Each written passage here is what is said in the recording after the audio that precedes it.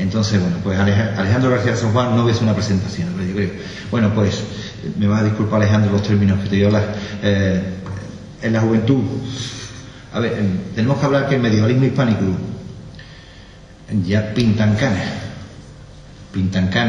que no significa que sean ni mejor ni peor, pero van emergiendo, digamos, firmas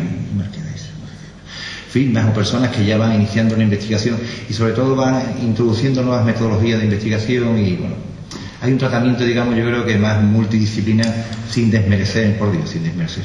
Entonces, bueno, cuando se hace el planteamiento de la nacionalidad para el tercer año de Jerez, que será el noveno o el 10º, Antonio, no me acuerdo de lo que es la serie sevillana, no dejamos de ser la segunda ciudad del reino de Sevilla. Eso cuece mucho, mucho cuidado. Bueno, pues aparece Silvia María Pérez González y dice, bueno, pues con Alejandro. Entonces, claro, cuando me remiten el título, o me dice, bueno, el Islam y Navidad, yo ya le di un abrazo grande, no me ha dado tiempo, porque he venido corriendo.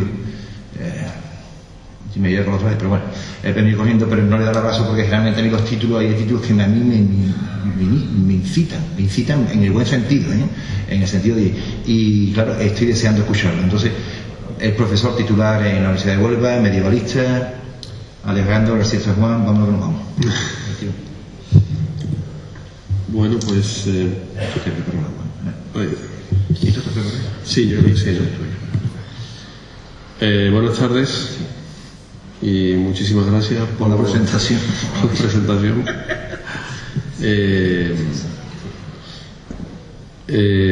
Acabo de llegar de Huelva prácticamente hace 10 minutos. Entonces, bueno, tengo que ubicarme todavía un poco. La calle está abarrotada. La calle está abarrotada, efectivamente, con mucho ambiente navideño. Bueno, vengo de clase justamente ahora mismo, como digo, de Huelva y bueno, pues nada. Le he dicho que ya han tomado una copita también. Eso está muy bien. Pues bueno, muchísimas gracias a los organizadores en primer lugar por haberme traído aquí a Jerez, que bueno, me encanta desde luego venir aquí, un placer. Y bueno, un saludo en el recuerdo para la querida compañera Silvia, profesora de la Universidad Pablo de la Vida, y también para el profesor Miura, que fue el gran organizador de... Me ha mandado un WhatsApp que dice que está llegando en el área Sevilla. Eso me dijo. Pues nada, un saludo desde aquí para los dos y un abrazo. Bueno, pues como ha dicho Manolo, yo soy medievalista, efectivamente. Trabajo con el buen amigo Antonio Claret ahí en Huelva desde hace ya bastantes años. Y bueno, desde el comienzo un poco de mi trayectoria investigadora siempre me sentí interesado por el pasado islámico medieval de la península ibérica, es decir, por la historia de Al-Ándalus. Bueno, además estamos en una ciudad como Jerez, me parece que tiene un pasado musulmán tan importante, ¿no? como ciudad que fue musulmana de este territorio. Efectivamente. Así que, bueno, me parece que estamos en un sitio también con una historia muy importante en este sentido. Como digo, yo he orientado mi trayectoria investigadora hacia este ámbito de los estudios de Al-Ándalus, que, bueno, quizás tradicionalmente no ha sido el más frecuentado en el ámbito de los estudios medievales. Siempre los medievalistas han tendido un poco más en su labor investigadora a ocuparse del periodo cristiano. La época de Al-Ándalus más bien era el ámbito del que se ocupaban los arabistas, ¿no? Lógicamente también hay que entender que el estudio de Al-Ándalus tiene su propia especificidad cultural que se expresa a través del idioma árabe, ¿no? Por lo tanto, obviamente cuando hablamos de Al-Ándalus estamos hablando de una sociedad árabe y de una sociedad islámica, musulmana también, mayoritariamente musulmana, aunque por supuesto hay una base local previa.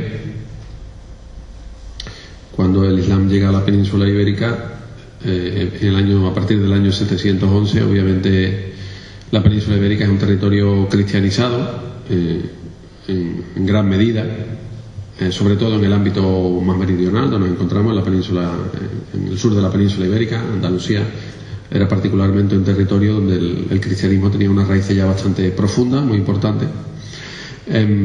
Pero bueno, la llegada del Islam a partir del año 711 significa un cambio indudablemente de carácter cultural, de carácter político, por supuesto, porque significa el final del reino visigodo de Toledo, pero también el comienzo de un cambio, como digo, social y cultural de gran profundidad en la historia de la península ibérica, que va a significar fundamentalmente el desarrollo del proceso de islamización y del proceso de arabización. Y por lo tanto, aunque la llegada del Islam supone el establecimiento en la península ibérica de una serie de contingentes foráneos, que serán la población árabe, la población también bereber, evidentemente, porque hay un componente bereber importante.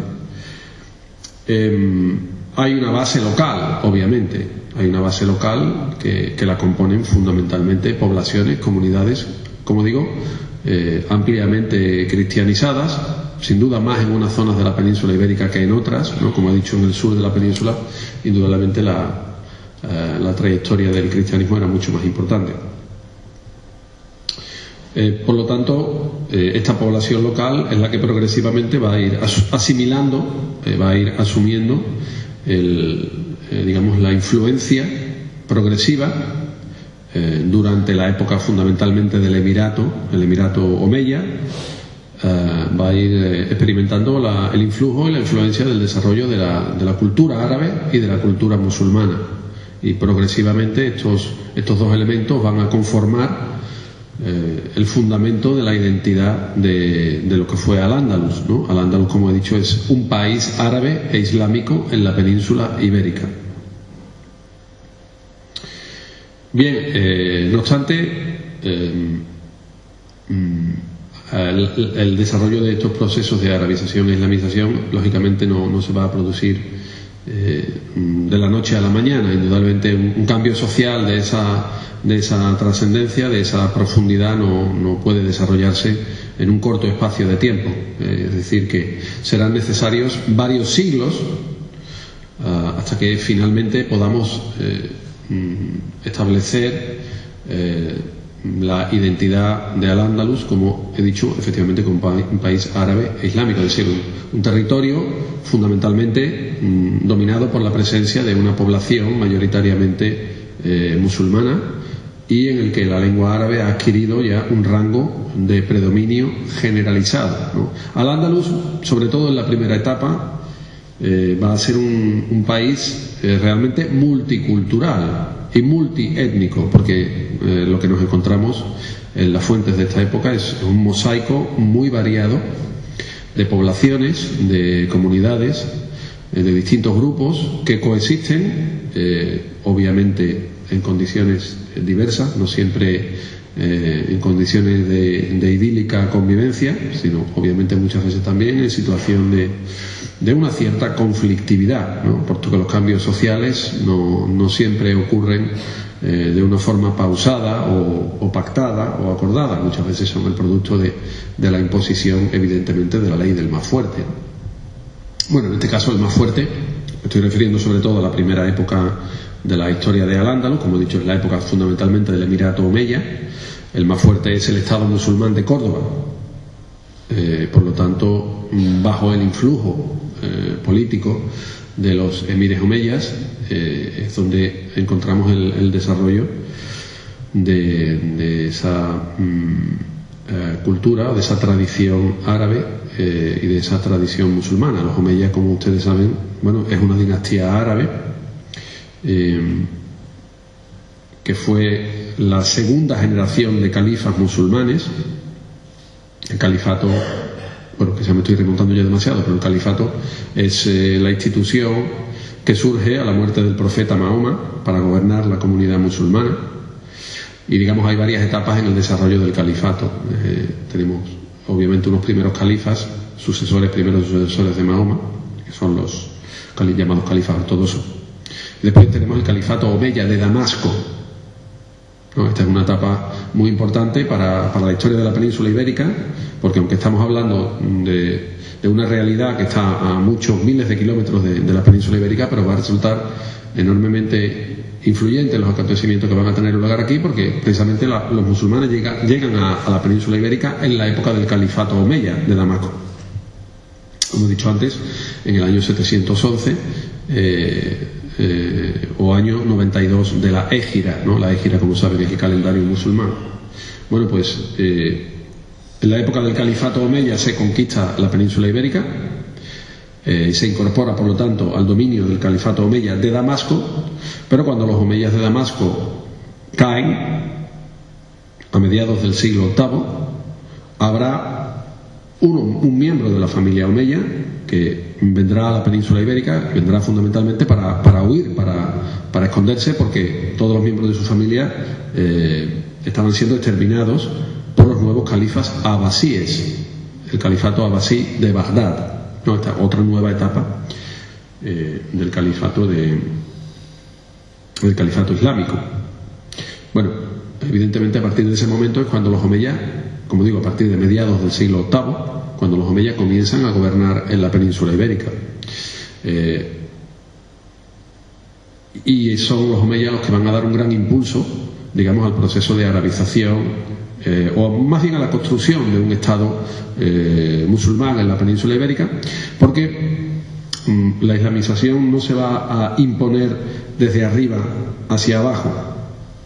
Quiero decir, la islamización no va a ser un proceso políticamente dirigido, sino es un proceso de difusión o de aculturación, es decir, un proceso de transmisión como he dicho, una determinada identidad religiosa, en este caso es el Islam, y de una cultura como es la árabe. Bueno, en cierta forma, el tránsito desde el cristianismo al Islam es mucho menos difícil de lo que nos podría parecer, ¿no? Evidentemente el Islam es una religión que guarda una proximidad bastante importante tanto con el cristianismo como con el judaísmo. Es decir, forman lo que se suele denominar las religiones abrahámicas. Es decir, son tres comunidades religiosas que se remiten a un origen común a través de la figura del profeta Abraham. Y los musulmanes tienen una conciencia bastante clara de este fenómeno, de esta realidad. Es decir, ellos son conscientes de que pertenecen a esa tradición religiosa anterior. Obviamente eso significa que para los musulmanes Jesús es un profeta, al igual que Moisés también es un profeta para los musulmanes. Claro, la diferencia es que los musulmanes creen en Muhammad. Muhammad es el profeta del Islam, es el sello de los profetas, como se define a Mahoma, como nosotros lo llamamos, Muhammad, como lo llaman los árabes, los musulmanes, como se le define en el Corán, el sello de los profetas. Significa simple y llanamente que el proceso de revelación ha terminado, ha finalizado con Mahoma. Esa es la creencia islámica. Bueno, como decía, el tránsito o el cambio desde una fe cristiana a una fe musulmana podemos entenderlo con una cierta facilidad, ¿no? Hay que darse cuenta que, como digo, estamos hablando de una tradición religiosa común, de que el Islam acepta a la figura de Jesucristo, el Islam no rechaza la figura de Jesucristo, por lo tanto, dejar de ser cristiano no significaba renegar de Jesucristo, sino significaba aceptar a Mahoma, pero no renegar de Jesucristo. Y por otro lado, el Corán, el libro sagrado del Islam, dice con total claridad, dirigiéndose a los cristianos y a los judíos, dice: vuestro Dios y nuestro Dios es uno. Por lo tanto, hay, digamos, un sentido de pertenencia que obviamente facilita este cambio religioso tan importante que va a tener lugar en la península ibérica durante el periodo omeya. Sin duda, la islamización y la arabización avanzan de forma paralela en gran medida, puesto que son dos Dos fenómenos que no se pueden confundir porque no definen exactamente lo mismo, pero sí están muy estrechamente relacionados. Porque he mencionado el texto del Corán, ¿no? Y evidentemente es el libro sagrado de los musulmanes. Para los musulmanes el Corán contiene la palabra de Dios, y es un libro que está escrito en árabe, en la lengua árabe. Por lo tanto, hay una conexión muy estrecha entre la cultura o la lengua árabe y la doctrina, la fe musulmana. Pero no se pueden confundir, ¿no? De hecho, en Al-Ándalus vamos a tener, y conocemos que había musulmanes, gente que entraba en el Islam, que se convertía al Islam, pero no sabían hablar árabe. Porque claro, aprender una lengua es más difícil que cambiar de religión. Cualquiera de nosotros mañana o ahora cuando salga de aquí puede decidir que su religión va a ser otra de la que tiene ahora mismo, o va a tomar una religión que antes no tenía. Esto es una decisión personal de cada individuo. Pero un cambio de cultura, un cambio de lengua, obviamente requiere un proceso mucho más complejo, ¿no? Por lo tanto, no es extraño, como digo, que nos encontremos la existencia de grupos sociales o de elementos dentro de la sociedad de Al-Ándalus, de este periodo omeya, que, como he dicho, es una sociedad muy variada, muy diversa, donde encontramos diversos registros culturales y religiosos, porque fundamentalmente vamos a tener comunidades musulmanas, comunidades cristianas y comunidades judías también, que ya estaban aquí en la península ibérica con anterioridad a la llegada de los propios musulmanes. Las fuentes de la época visigoda sin duda nos hablan de la presencia de comunidades de comunidades judías en la península ibérica.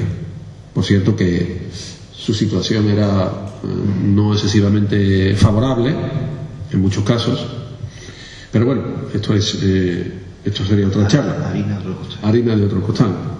Bueno, como digo, Al-Ándalus se conforma como una sociedad variada, como una sociedad multicultural, compleja, diversa, durante toda la época del Emirato Omeya, hasta el momento en el que, fundamentalmente ya en la época del Califato de Córdoba, como ustedes saben, es a partir del siglo X, podemos hablar de la conformación de una mayoría musulmana, de un grupo mayoritario de población compuesto por musulmanes, la mayoría de los cuales, insisto, es población de origen local, pero población de origen local que va a adaptar unos valores culturales foráneos.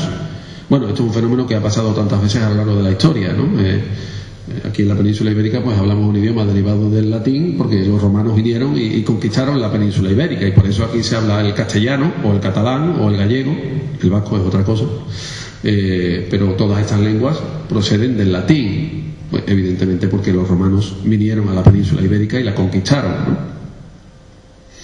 Algo similar sucede en el caso de la cultura árabe islámica, en el caso de Al-Ándalus. Es el producto de un proceso de conquista de una población foránea que va progresivamente a imponer sus valores, sus parámetros culturales al conjunto de la población local, o a una buena parte de la población local, de una forma progresiva. Bueno, lo mismo ha pasado también, como he dicho, en otros mismos casos. Pensemos, sin ir más lejos, pues en la conquista española de América, ¿no? En donde tenemos un ejemplo muy claro de lo que es un proceso de aculturación, ¿no? Es decir, de transposición de una fe, en este caso como la católica, que era totalmente ajena a las culturas originarias americanas, y también la llegada de un idioma distinto como será el castellano. Bueno, este es el fenómeno que se produce, como digo, también en Al-Ándalus, ¿no? El fenómeno de aculturación. Pero, como digo, no tenemos constancia de la existencia de una política de proselitismo activo desarrollada por parte de los emires o de los califas de Córdoba. Es decir, no hay un afán por imponer desde el ámbito político una determinada creencia religiosa. Digo esto porque la doctrina musulmana obliga a los musulmanes a respetar la presencia en su territorio de comunidades que no sean musulmanas.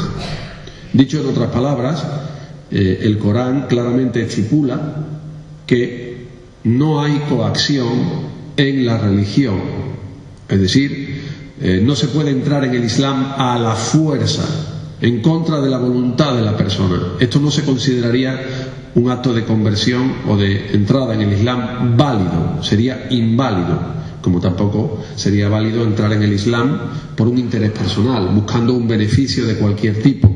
Esto no se admite en la doctrina musulmana.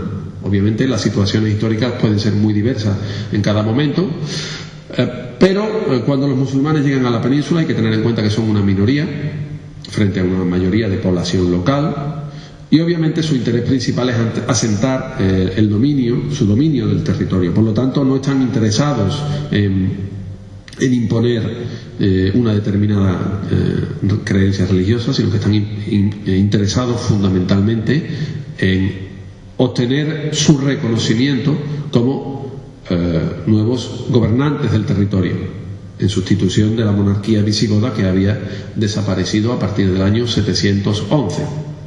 Este es el interés fundamental de los musulmanes. Como digo, esto se combina con el hecho de que la propia doctrina musulmana no autoriza imponer por la vía de la fuerza la fe musulmana. Por lo tanto, esto nos da la pauta de la presencia en Al-Ándalus, insisto, un país árabe islámico, pero en el que vamos a encontrar la existencia de comunidades religiosas que no son musulmanas, que son comunidades, por un lado, cristianas, que es inicialmente el colectivo sin duda más numeroso, y que cuenta además con una estructura eclesiástica que ya está muy desarrollada en la época visigoda, ¿no? Recordemos que los visigodos habían abandonado el arrianismo y habían adoptado el catolicismo. Por lo tanto, la Iglesia católica estaba bien implantada en el territorio peninsular con anterioridad a la llegada de los musulmanes, y de hecho los obispos van a ser uno de los interlocutores principales de los conquistadores musulmanes en el momento de la llegada de los conquistadores, en el momento de producirse la conquista. Los obispos son unas autoridades de referencia a la hora de establecer las condiciones por las cuales se establece el nuevo sistema de relación, el nuevo sistema de coexistencia. Y la relación con las autoridades eclesiásticas, me refiero sobre todo a la época omeya fundamentalmente, se desarrolló en unos términos, digamos, vamos a decir, de una situación de cordialidad, ¿no? Es decir, que no tenemos noticia de la existencia de fenómenos de conflictividad importante. Hay un episodio que probablemente todos ustedes conocen o les sonará, que es el llamado fenómeno de los mártires de Córdoba, los famosos mártires cordobeses de mediados del siglo IX. Es un fenómeno histórico bastante bien conocido, aunque se conoce sobre todo a través de las fuentes latinas, porque conservamos los escritos de algunos de los protagonistas de este movimiento, como el caso de Eulogio de Córdoba, sobre todo, que fue el gran líder de los mártires cordobeses, pero estamos hablando de un grupo que lo compondrán unas decenas de personas, ¿no? Este fenómeno de los mártires cordobeses, ¿no? Es un episodio particular de la historia del Emirato, sin duda un episodio conflictivo de la relación entre los musulmanes y los cristianos en la península ibérica, pero hay que tener en cuenta de que estamos hablando de unos mártires muy distintos a los antiguos mártires de la Iglesia romana. Es decir, estos eran unos mártires voluntarios, que ellos mismos buscaban su martirio. ¿Por qué? Pues probablemente porque estaban asistiendo a un proceso social que iba en contra de sus valores, ¿no? Que era la pérdida progresiva de importancia de las comunidades cristianas. Hay un texto muy conocido del propio Eulogio de Córdoba, donde de Álvaro de Córdoba, no de Eulogio, de Álvaro, de otro de los protagonistas de este fenómeno de los mártires, donde claramente afirma que, bueno, él dice, los jóvenes cada día leen con más avidez los libros de los caldeos, ¿no? como los llaman con un lenguaje bíblico a los musulmanes, y dice, ya casi no se puede encontrar a nadie que sea capaz de leer a San Agustín o a Isidoro. Es decir, que se está perdiendo la tradición católica, se está perdiendo la tradición cristiana, se está perdiendo el latín. La gente le interesa sobre todo leer los libros arábigos. Esto es un fenómeno que describe claramente, como digo, Álvaro de Córdoba a mediados del siglo IX, y que nos da la pauta de que evidentemente estamos hablando de Córdoba, la sede del Emirato Omeya, es decir, donde la fuerza de la cultura islámica y árabe estaba mucho más arraigada, ¿no? Porque es la sede del poder musulmán en la península ibérica, y el poder musulmán en la península ibérica en este momento era bastante importante. Luego tuvo un momento de debilidad muy fuerte también, es cierto, justo antes de la proclamación del califato, pero los emires Omeya de Córdoba, hasta la mitad del siglo IX aproximadamente, es el poder político hegemónico en la península ibérica. Bueno, por lo tanto, como digo, hay una sociedad compleja, una sociedad variada, una sociedad diversa, donde encontramos unas comunidades cristianas. Estoy mirando el reloj porque no quiero cederme en el uso del tiempo.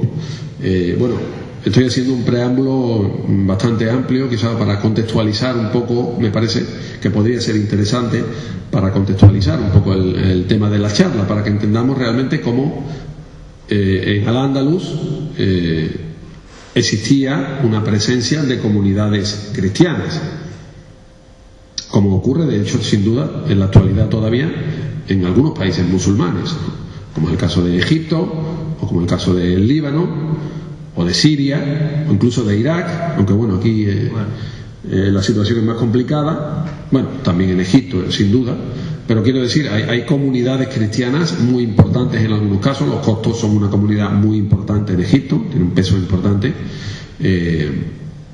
Es normal la presencia de comunidades cristianas en esta sociedad árabe islámica de la que Al-Ándalus en aquel momento formó parte. Al-Ándalus, repito, fue un país árabe e islámico. Y bien, en este contexto de la presencia de estas comunidades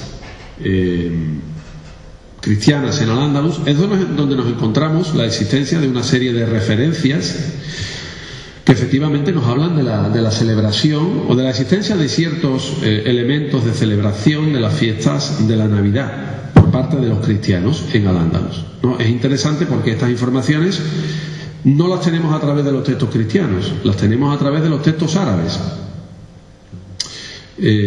¿Por qué? Ahora lo voy a comentar con un poco más de precisión. Pues sencillamente porque para un sector de la comunidad musulmana no se veía con buenos ojos que los musulmanes participaran en estas celebraciones de los cristianos. Y este es otro fenómeno que me parece muy destacable, muy interesante, ¿no? Es decir, que hay un fenómeno de convivencia, hay un fenómeno de coexistencia de elementos de diferentes comunidades religiosas que sin mayor dificultad participan en las festividades de los cristianos. Y esto se dice claramente, como digo, en las fuentes de las que disponemos, en los textos de los que disponemos. Son textos sobre todo doctrinales y legales. Y, insisto, la razón fundamental de estos textos es decir, bueno, los musulmanes no deben participar en las celebraciones de los cristianos. Esto equivale a asimilarse a los cristianos. Esto no es correcto. Esto no debe ocurrir. Pero claro, este es el punto de vista, como he dicho, de un sector de la comunidad musulmana, que son los hombres de religión, que son los llamados ulemas o al-faquíes. Aquí encontramos una diferencia importante entre la sociedad islámica tradicional, por ejemplo, y lo que es la sociedad cristiana medieval. En la sociedad cristiana medieval tenemos unas estructuras religiosas institucionalizadas, jerarquizadas, es decir, hay una estructura eclesiástica donde tenemos a los obispos que ocupan la cabeza, y de ahí hacia abajo existe una jerarquía y una estructura organizativa de la Iglesia, donde además la pertenencia a la estructura eclesiástica exige el disponer de un reconocimiento por parte de las autoridades religiosas correspondientes, ¿no? El acceso al sacerdocio, por ejemplo. Bueno, en el ámbito musulmán la situación es bastante distinta, ¿no? No encontramos esta estructura eclesiástica jerarquizada, sino que en realidad no existe tal estructura. Es decir, que hay una serie de personas que se dedican al estudio del saber islámico, del saber musulmán, de las fuentes de la fe musulmana, que son fundamentalmente el Corán y los dichos del profeta Mahoma. Estas son las bases sobre las cuales se construye el conocimiento de la fe islámica. Y estas personas son los llamados ulemas, sabios, o también al-faquíes, es decir, personas que están especializadas en el conocimiento de la religión, pero que no tienen un reconocimiento de ninguna autoridad oficialmente establecida, sino que tienen el reconocimiento que le da su propia autoridad como sabios, como gente de estudio, como gente que desarrolla una labor de conocimiento del Islam. Bien, son estos sectores, obviamente sectores muy apegados a la doctrina musulmana, como es lógico, porque es a lo que se dedican. Son estos sectores los que nos van a decir, bueno, no es conveniente, no es recomendable que los musulmanes se mezclen con los cristianos en sus celebraciones, que compartan sus comidas, que intercambien regalos. Esto no está bien visto. Pero evidentemente el hecho de que se nos esté informando de este fenómeno indica que obviamente es algo que se da, que existe, puesto que hay un principio muy conocido en el ámbito legal, que es que lo que no existe no se prohíbe. Es evidente, ¿no? Por lo tanto, si se está marcando una determinada prohibición o se están dando unas pautas de comportamiento social, evidentemente esto quiere decir que esas pautas se están dando en la sociedad. Bueno, no podemos saber exactamente con qué nivel de difusión, con qué nivel de generalización, pero sin duda es algo que se está produciendo.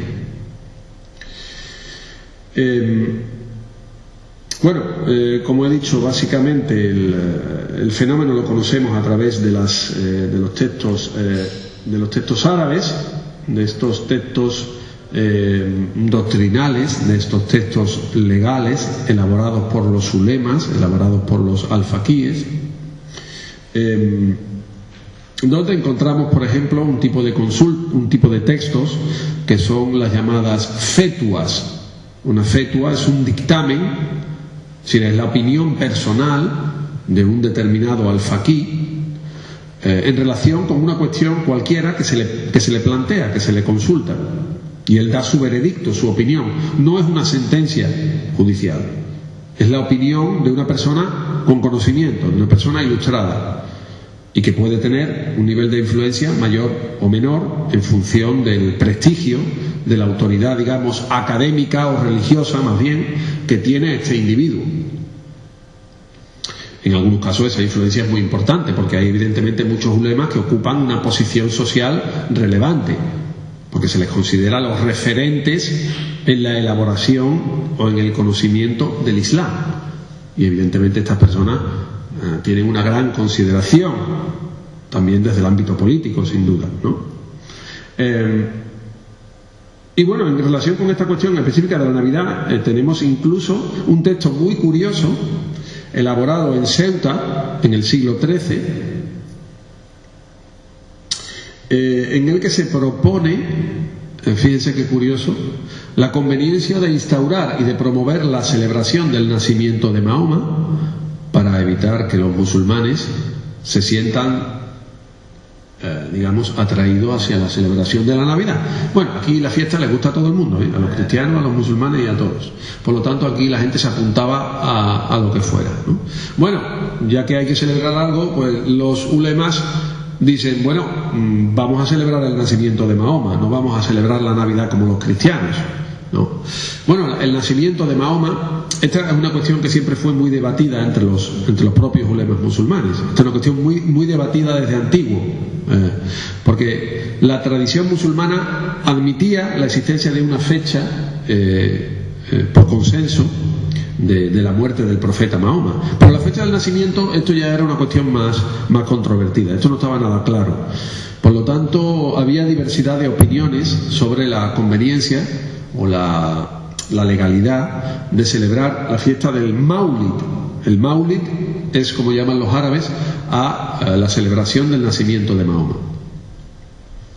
Bueno, es curioso porque, como digo, nos encontramos este texto de Al-Asafi de Ceuta, donde, insisto, se plantea, bueno, vamos a celebrar el nacimiento de Mahoma, y de esta forma probablemente evitaremos que los musulmanes se sientan atraídos hacia la celebración de la Navidad. Bueno, ya digo que el calendario de festividades, bueno, tal vez no estaba tan cargado como el nuestro en la actualidad, pero sí había un calendario de celebraciones, ¿no? Tanto por parte de los musulmanes como de los cristianos. Los musulmanes tienen fundamentalmente dos celebraciones propias, que son la fiesta del Cordero y la celebración del fin del mes de Ramadán. Estas son las dos grandes fiestas canónicas del calendario musulmán. Pero luego sabemos que en Al-Ándalus, como he dicho, los musulmanes participaban en celebraciones de los cristianos, como podía ser la propia fiesta de San Juan o la fiesta de la Natividad y del Año Nuevo. Y en todas ellas, como digo, son fiestas cristianas que están acreditadas en Al-Ándalus. Encontramos la presencia, o se nos habla de la presencia de musulmanes. Fiestas en las que se nos dice se intercambiaban regalos, manjares, joyas, se consumían productos especiales, productos alimenticios, evidentemente, comida, bebida. Y otra referencia que me parece muy curiosa, ¿no? La costumbre de hacer puestos callejeros de comida que se disponían formando ciudades. Es curioso esta tradición, o también incluso las vacaciones de los niños en el colegio, ¿no? Llama poderosamente la atención la similitud, ¿no? con ciertos fenómenos que son habituales hoy en día, ¿no? Bueno, estos puestos callejeros de comida formando ciudades, pues no puede uno evitar acordarse de los belenes, ¿no? Pero bueno, sería quizás muy aventurado decir que podría tratarse de eso, ¿no? Bueno, tenemos algunos textos, pero no quiero extenderme tampoco excesivamente porque ya he consumido bastante tiempo. Bueno, como digo, tenemos el texto de Al-Asafi, ¿no? Donde nos habla bueno, como por ejemplo es habitual el consumo de dulces, ¿no? Muy típico de esta clase de celebraciones, de la elaboración de estas ciudades, en las que forman, dice, e inventan diversas figuras, ¿no? Es decir, los ricos montan en sus casas puestos como los de los tenderos y los arreglan esmeradamente. Hay gente que permite a sus familiares comer de ellos y otros se lo prohíben, los adornan como si se trataran de una desposada subida en su estrado, tras de la cual no se cerrarán las puertas. Los hay que venden una parte de aquello y venden el resto. Bueno, ahí, como digo, el texto de la comida, el tema de la comida, evidentemente sí se le da un papel muy importante, ¿no? Bueno, como digo, son testimonios de un gran interés, sin duda, un interés sociológico, un interés antropológico que nos habla, bueno, de este fenómeno de que se habla en muchas ocasiones, ¿no? Y probablemente en muchas ocasiones se ha hablado quizá en términos demasiado grandilocuentes, ¿no? De la tolerancia, de la convivencia, pero no cabe duda de que en una sociedad coexisten grupos sociales distintos, de igual forma que, como he dicho, veíamos a los alfaquíes como, obviamente, un grupo social menos predispuesto quizás a compartir situaciones o celebraciones con los cristianos. En cambio, entre sectores sociales del común de la población, vamos a decir, probablemente era una realidad bastante más, mucho más habitual, ¿no? Bueno, no quiero, como digo, cansarle porque creo que llevan un día bastante intenso y Y bueno, no sé si habrá oportunidad, si a alguien le interesa yo particularmente, bueno, el tema, pues yo estoy aquí a su disposición. Exacto. Muchísimas gracias por su atención. Bueno, tenemos un pequeño turno de preguntas, si alguien particularmente quiere hacer alguna pregunta. Si no, yo me estoy mordiendo la lengua y estoy interesado en preguntarle una. Yo particularmente, el punto de partida a partir del mundo visigodo, como, o sea, a nivel religioso, ¿cuál podría ser? Pues sería relativamente, o sea, la afectación religiosa a nivel de cristianismo con la llegada. Claro, es difícil saberlo, porque los testimonios que tenemos son muy limitados para poder conocer con claridad, digamos, la situación religiosa con detalle en la península ibérica en el momento de la llegada de los musulmanes. No cabe duda de que hay una estructura eclesiástica que está bien asentada desde hace tiempo. Los concilios eclesiásticos se celebran en la iglesia hispana pues desde muchos siglos antes de la llegada de los visigodos. De hecho, de finales del siglo III, ya en el siglo IV, hay constancia de una actividad conciliar en la península ibérica. Esto nos indica que hay una estructura que está empezando a funcionar y a desarrollarse. Probablemente no en toda la zona de la península ibérica es igual, ¿no? Ya he dicho que, sin duda, el territorio meridional, la zona de Andalucía, es una zona mucho más intensamente cristianizada, ¿no? Donde tenemos una presencia, un número de sedes episcopales superior al de otras zonas de la península, ¿no? Pero bueno, es verdad que nos faltan por conocer muchas cosas y el nivel de aculturación, claro, lo digo porque son las preguntas del millón, ¿no? Dice, por ejemplo, la toma de Jerez en 1264, dice, bueno, ¿cuántos musulmanes? Claro, el concepto musulmán, claro, yo tiro más la definición, y además creo que ha sido perfecto, ¿no? Estoy dando enhorabuena de definir lo que es la cultura y lo que es la religión y por ejemplo la cultura. Yo creo que serían la cultura, bueno, estamos hablando de 711, 1264, son 5 siglos largos. Bueno, ahí ya ha pasado un tiempo muy importante y evidentemente en el siglo XIII al-Ándalus está fuertemente arabizado, fuertemente islamizado. Hay que decir que también los cristianos se arabizan. Los cristianos también se arabizan, los cristianos del Al-Ándalus. No solamente los musulmanes, también los cristianos se arabizan. Y van incluso a traducir sus propios textos religiosos a la lengua árabe, como están arabizados los cristianos de Egipto, o los cristianos del Líbano, o los cristianos del Próximo Oriente. Es decir, que es la cultura local, pero unos mantienen su identidad cristiana y otros adoptan la religión musulmana. El problema es cuando vienen ya los extremos. Los extremismos nunca son buenos. Perfecto, pues nada. Particularmente dar las gracias a Alejandro García San Juan por el marco, porque en Jerez tenemos algún aravista, por supuesto, pero yo creo que la contextualización y sobre todo visualizar la Navidad en el ámbito musulmán y bueno, que estaban consumiendo, y ya veré yo el tema de los consumos, eso es muy interesante porque al final vivimos de donde vivimos. Aquí en Jerez hay un aravista además muy amigo mío, que es Miguel Ángel Borrego, se le manda un saludo desde aquí. Caballero, eleva la voz porque es que no, el micrófono. Sí, sin duda, claro. No, perdón que no he dicho el nombre, que es correcto que usted me lo indique, porque efectivamente son los mozárabes, los cristianos de Al-Ándalus.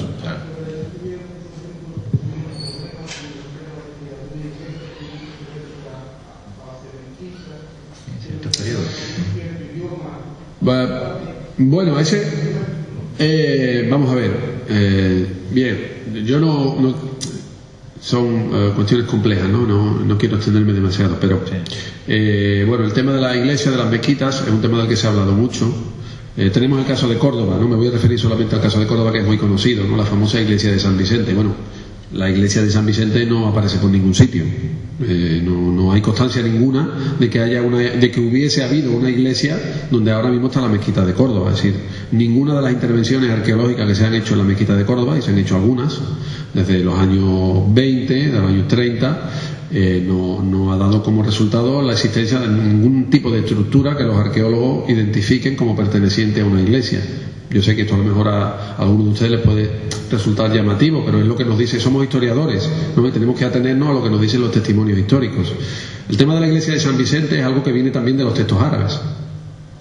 Pero los textos árabes que hablan de la iglesia de San Vicente lo hacen con una intención muy determinada. Esta es una tradición que aparece en textos de la época del califato. La mezquita de Damasco, de los omeyas de Damasco, había sido la iglesia de San Juan. En este caso sí hay una iglesia que se transforma en mezquita.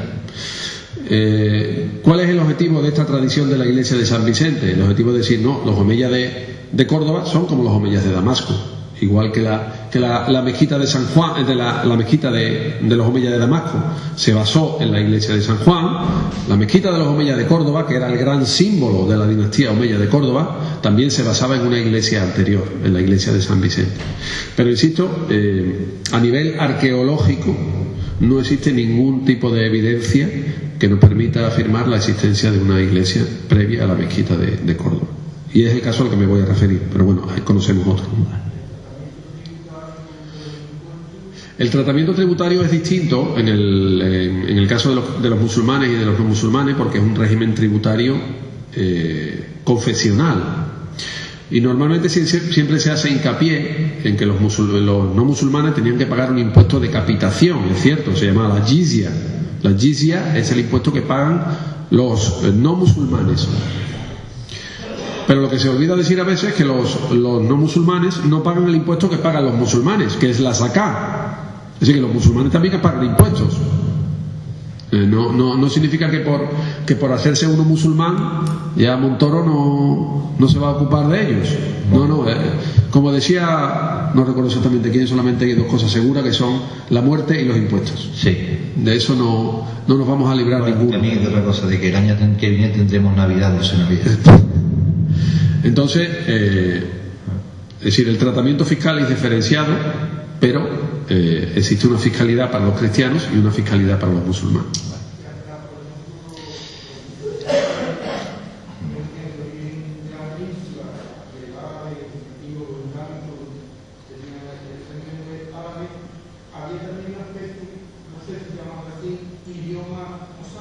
Por supuesto, claro, hoy día los especialistas lo llaman el romance andalusí, la lengua romance de Al-Ándalus. Antiguamente solía referirse como la lengua mozárabe, pero hoy día se le llama normalmente el romance andalusí, es decir, la lengua latina que hablaba la población autóctona y que no va a desaparecer de una forma inmediata, sino que se va a mantener durante un tiempo vigente, sobre todo entre los cristianos. Pero yo he dicho incluso algunos musulmanes que se convierten al Islam, pero no han sido capaces de todavía arabizarse, ¿no?, culturalmente. Entonces, evidentemente existe una lengua también propia de los cristianos, que es la lengua romance andalusí.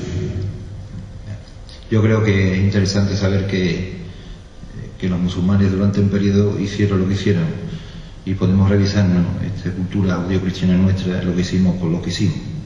Eso es para otra conferencia, que particularmente es un elemento comparativo que yo creo que perdemos uno y ganamos otro, y aquí gana el musulmán en ciertos periodos.